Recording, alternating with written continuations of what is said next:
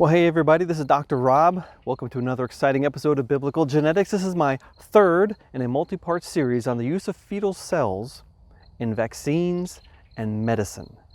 This is going to be a difficult subject because we're going to talk about something that has no easy answer, and that is the ethical implications of using aborted fetal cell tissues in a lot of new medical technologies.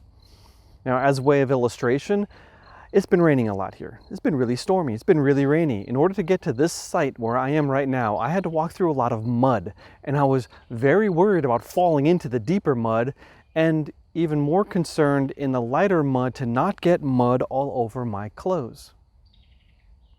In the same way as you and I are walking through this world that is full of evil and wickedness, we're trying to not get moral mud all over us so we can walk through this world with a clean conscience. And it's not always easy. I'm actually going to have several illustrations for you. Another one is the site where I am. I'm at a Civil War battlefield park, one of many around my home. I live in an area where a giant war was fought, either to support slavery or to end slavery. And since I live in the southern areas of the country, obviously the area around here was a slave-supporting region. A lot of the fields that were cleared, the roadways that were pioneered, were done with slave labor. But you know, just a couple of decades before the Civil War, white people didn't live here. This was not European colonization area. This was Native American country. This was Cherokee country right here. And just to the west, just a little bit past where I live, was Creek country. Well, the Cherokees were expelled after Europeans discovered gold, and we sent them on what's called the Trail of Tears all the way to Oklahoma. That started right here. Should I feel guilty that I live on land that was expropriated from Native Americans and then farmed by slaves? Should I? Should you? These are subjects that theologians and ethicists have wrestled with, philosophers, for centuries. This is nothing new. This whole idea of how do we not be evil in an evil world is a very complex subject. And sometimes things are very easy to make an absolute declaration, this is evil, and other times it's not so easy. For example, I come from New York. All of my ancestors, except my grandfather, who was born here on Jekyll Island because his father was a carpenter working for all those rich Rockefellers and people like that on Jekyll Island. But my family comes from New York. Only one line of my family was here before the Civil War. Everyone else came from Norway, Ireland before the Civil War, because it was the Irish potato famine, 1845-ish. But Ireland, Norway, England, the Netherlands, most everyone in my family came in after slavery was abolished. Should I feel guilty that I'm benefiting from that now? Interesting question, huh? Well, I don't think so. I don't think so at all, because of several things. One, you're going to hear, if you ever get into this, people discuss degrees of remoteness. How many steps do you finally connect to an evil act? That's a very important consideration, because the evil act, if you didn't do it, then maybe you can be guilt-free. Now, if you cooperated with it, then you should be guilty. If you're forced to cooperate with it, well, maybe you'll feel guilt, but really you were forced to. It's not your fault necessarily. So ethicists, they talk about appropriation and cooperation. If you cooperate with evil, you're evil. If you appropriate something that was done because of an evil act, you may or may not be evil, and more than likely, you're not. More than likely, it's okay. If you benefit from something that was used for evil purposes. For example, just about all of the carts, the farm implements, even the clothing used by the southern states during slavery were manufactured in the northern states. The northern states made a mint giving things, selling things to southern states for the propagation of slavery. So if you were a person in the north making a Wagon Wheels, let's just say, and you knew that your wagon wheels were going to be put on wagons and then sold to the southern states. Are you cooperating in evil? Now, okay, you've already come up with an answer. Some people say, no, this is horrible, slavery is evil, we need to resist it in every way we can.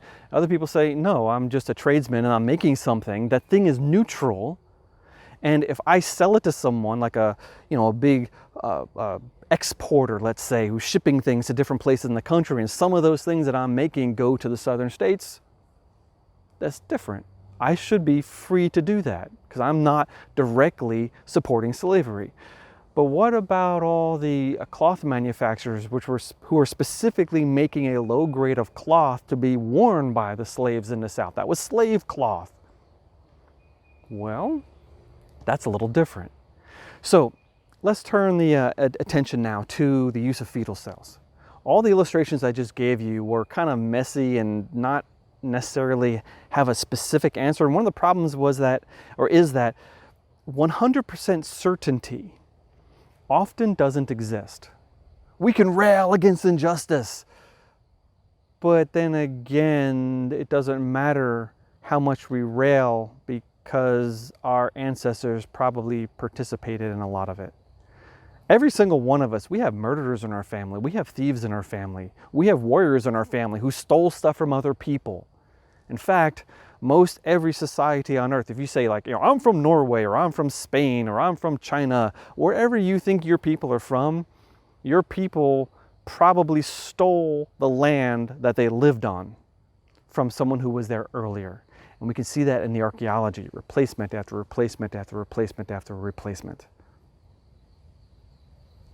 So should we give the land back to the Native Americans? Should the Norwegians give the land back to the Orkney Islands in eastern England? Should we take the people on Iceland today who are descendants of women that were stolen by the Danes as they went to Iceland and send them back to Ireland and to Scotland? No, you can't do that. Well, the same is true for a lot of other things. Like, what do you do with Nazi experiments in concentration camps where they were freezing people to death? We learned a lot about the physiology of hypothermia through that. In fact, we've been able to save people's lives because the Nazis murdered people in the past. Well, should we not have that knowledge? Should we forget about it, erase the books? No, because once you learn something, you can't forget it. It's learned. Evil was done, and yet knowledge was gained. And so one of the things the ethicists will always say, theologians also, once something is learned, we can use it. Because to not use it might cause more evil. In the same way, if you're an adult and you're deciding whether or not to give your child a vaccination, the vaccine is built upon the back of an aborted fetus, aborted child. So a child that was murdered, cells were harvested, and now they invented a new technology. Well, you could say, I'm not going to give this to my child. But the child is morally free because you're making that decision for the child. If you gave it to the child is not guilty for anything because you made that decision for the child. But also, by not giving it to the child, you're actually, possibly, quite likely, risking the child would be injured or sick, maybe even dead from any number of diseases.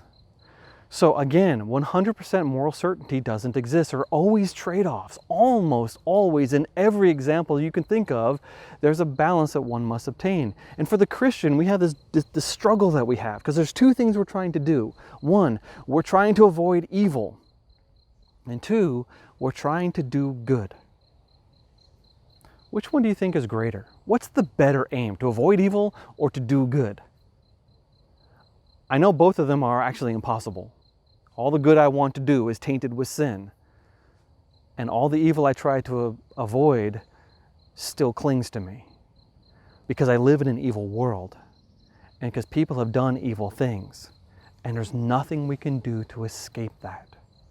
So apply that to my last episode where I talked about the 5 classic cell lines that are used in modern medicine. That's the HeLa cell line that was taken from an adult African American woman without her consent, and then the 4 cell lines that have been used classically that were obtained from murdered children. Apply that to this whole situation today, where we have all these things that are developed because of these fetal cells. Now, I mean, a lot of things. There's a Catholic priest named Matthew Schneider, I'm going to have some links in here. 2 things, or 2 or maybe 3, but probably 2 things by Matthew Schneider and 1 by Al Mohler, who's we don't have ranks in Baptists, but he's a high-ranking, very well-known Baptist. Anyway, Al Mohler and Matthew Schneider in the show notes. But Schneider, he went and said, okay, I have an interesting idea. I'm going to take the top 10 prescribed medications and the top 10 over-the-counter medications. I'm going to put them into a search engine, and after that I'm going to type in HEK293. Every single one of the top 10 prescribed and over-the-counter medications had been tested on HEK293. Every single one. I suspect that almost all food additives have been tested on HEK293, at least, if not one of the other fetal cell lines. I suspect that most things sprayed on your clothing as fire retardants, things that are treating in your carpet, most dyes, most everything in our world has somehow gone through the testing phase. In fact, some things are developed on these cell lines directly, like a couple of the vaccines used for COVID-19 today. A lot of the vaccines used in the past were grown on fetal cells, as I described in my last episode.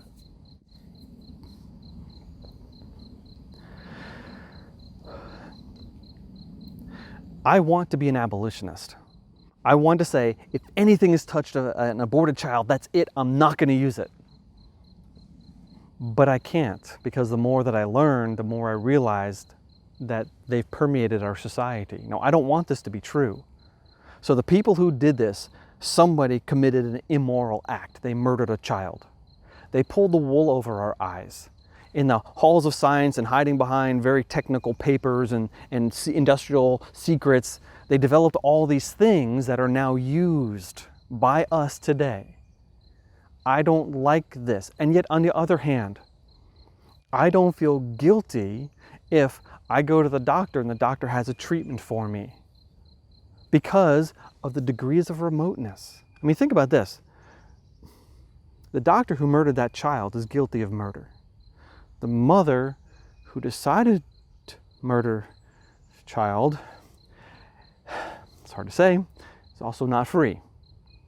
But the person who took that child from the operating table, because these were made, at least one of them, HEK293, before there were abortion clinics. There was, abortion was not legal in the Netherlands when this was made. It had to be done in a hospital.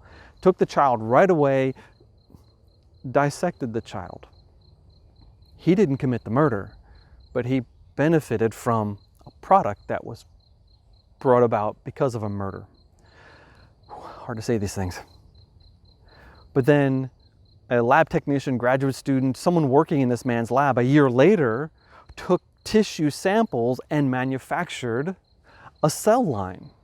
And that cell line was then sold to other people who took it and did something with it. And then that was then packaged into a product, sometimes multiple products together, which was then finally delivered to a doctor's office. And then you go to the doctor and say, "Doctor, I need a shot." He gives you a shot.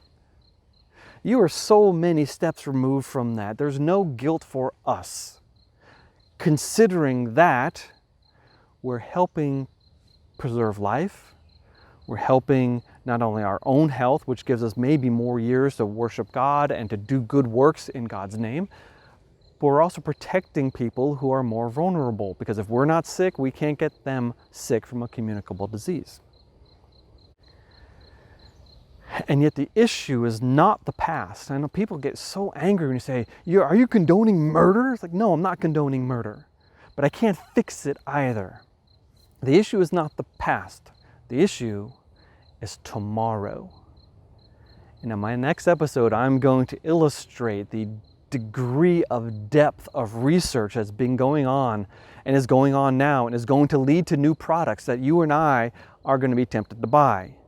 Something that happened in the past before we knew better. Okay, you got us. But something that happens in the future is not acceptable.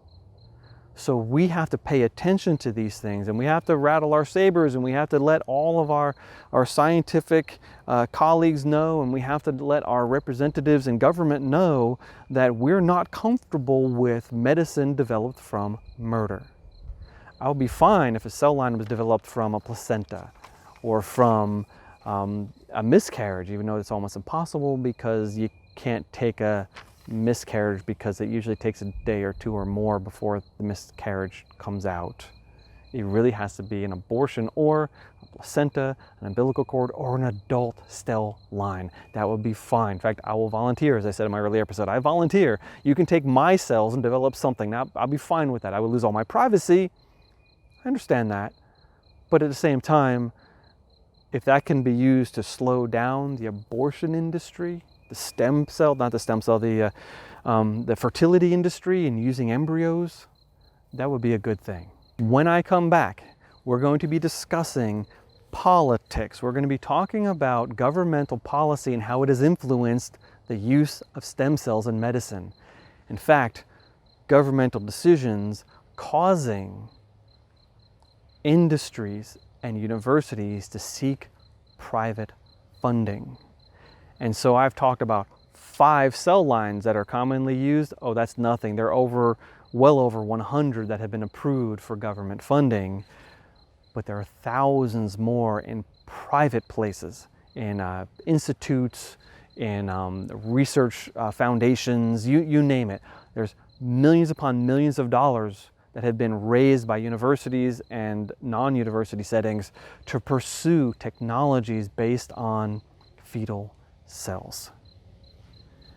It's deep, it's awkward, and it's ugly. The morality for you and me is very important because I don't want to think that I'm sinning as I'm walking through this world. I don't want to get that moral muddle over me.